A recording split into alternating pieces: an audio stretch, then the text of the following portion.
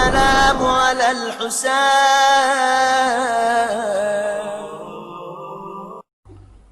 اگر دعا میں حسین مظلوم کا واسطہ دے دیا جائے، کیونکہ بعض مورخین نے لکھا ہے کہ پہلی سفر کو سیدانیوں کا قافلہ ملک شام میں داخل ہوا، تو کل کی جو مجلس ہوگی 20ویں کی مجلس، اور وہ شب پہلی سفر ہوگی، وہاں پہ یہ مصائب شام کی آئیں گے تو کوفے کے مصائب آخری منزل پہ. اور اگر دعا میں آپ حسین مظلوم کے ساتھ حسین کے اس گھرانے کا واسطہ دے دیں جن سے بازار کوفہ میں التماس دعا کیے گئے، سیدانیوں کا لٹا قافلہ کوفے میں داخل ہو گئے، دروازہ در کوفہ نظر آیا، شمر نے وہ رسی کھول دی جس سے سکینہ کو باندھا گیا. شہر میں یہ قافلہ داخل ہوا، سجاد کو اونٹ سے اتار کے پیدل چلایا گیا، سکینہ کو پھوپھی کی گود میں بٹھا دیا گیا. اب یہ قافلہ شہر کوفہ میں داخل ہوا. اب یہاں پہ دو باتیں، عمر سعد کو جلدی ہے دربار میں جائے اور انعام لے، وہ چاہتا ہے جلدی سے یہ قافلہ دربار میں یعنی دارالامارہ میں پہنچے.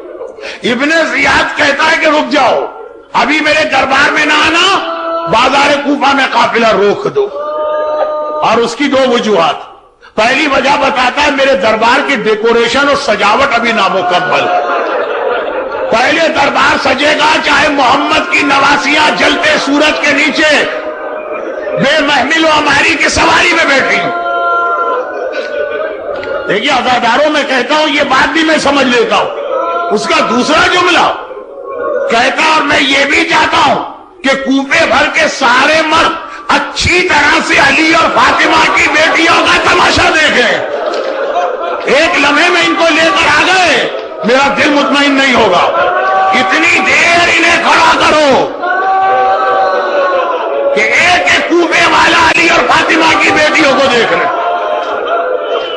میرا مظلوم آقا جس نے کہیں معجزہ نہیں دکھایا، زینب کے چہرے پر سے نامحرم کی نگاہ ہٹانے کے لیے نوکے نیزہ میں تلاوت قرآن تاکہ مجمع کی توجہ ادھر ہو جائے.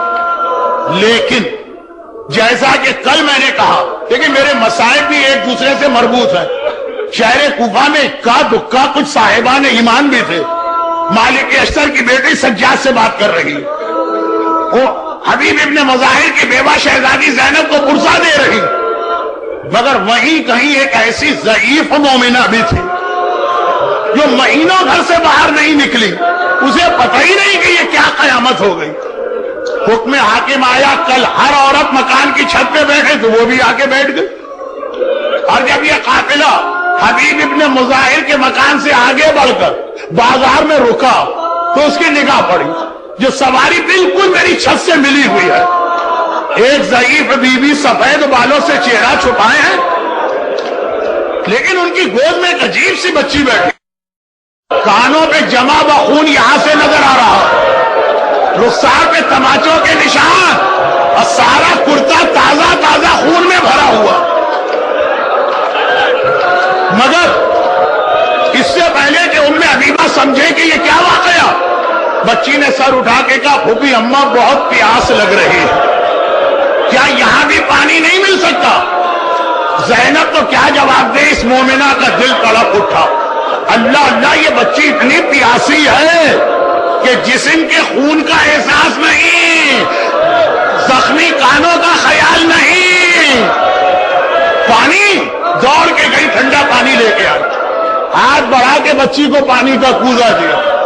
بچی نے پانی لیا، کیونکہ پتا ہے کہ پانی کا سوال حسین نے بھی اصغر کے لیے کیا ہے، یہ شان اہل بیت کے خلاف نہیں. یہ پانی لیا، پانی پینا چاہتی. ضعیفہ کہتی ہے بچی پانی پی لے، پھر میرے حق میں دو دعائیں کرنا، کیونکہ خدا تم جیسے یتیموں اور قیدیوں کی دعا کو بہت جلد قبول کرتا.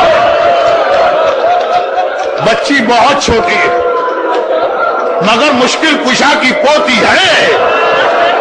جیسے ہی سنا اس مومنہ کی بھی حاجت ہے، فوٹو کے قریب ٹھنڈا پانی آیا تھا، ہٹا دیا.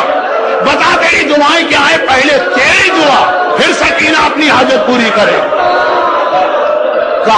دعا تو ایک ہی تھی. تجھے دیکھ کر ایک دوسری دعا بھی دماغ میں آئی. دعا کر خدا میرے بچوں کو تیری طرح یتیم و قیدی نہ بنائے. اللہ اللہ. سکینہ نے ننھے ننھے ہاتھ جوڑے.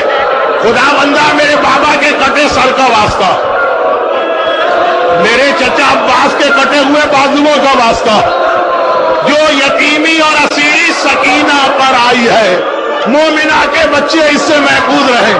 ہاں اب تیری دوسری اور اصل دعا کیا؟ کہا بس اب ایک ہی دعا. بہت بوڑھی ہو گئی, زندگی کا بھروسہ نہیں, مرنے سے پہلے ایک بار خدا مجھے مدینے کی زیارت کا موقع دے. سکینہ تو دعا کرنے لگی. زینب نے دشمنوں کے شہر میں اپنے شہر کا نام سنا, چونک کے سر اٹھایا. اے ضعیفہ مدینہ کیوں جانا چاہتی؟ کہا مدینہ میرے آقا علی کا شہر ہے, میری شہزادی فاطمہ کا وطن ہے. زینب نے فرمایا لیکن اب نہ علی ہے نہ فاطمہ. وہ مومنہ کہتی ہے تو کیا ہوا, علی کا بیٹا میرا آقا حسین تو ہے, فاطمہ کی بیٹی میری شہزادی زینب تو ہے. اپنا نام سنو. کہا کہ اے ضعیفہ خالی زینب کا نام سنا ہے کہ زینب کو پہچانتی بھی ہے؟ ام حبیبہ بڑے فخر کے ساتھ کہتی بھلا کیسی بات کرتی. پہلے تو ہر سال بی بی کی زیارت کو جاتی تھی, اب بڑھاپے نے مجبور کر دیا. بھلا میں زینب کو نہ پہچانوں؟ اتنا سن رہا, کوئی نامحرم متوجہ نہیں. زینب نے چہرے سے بالوں کا ذرا ہٹایا.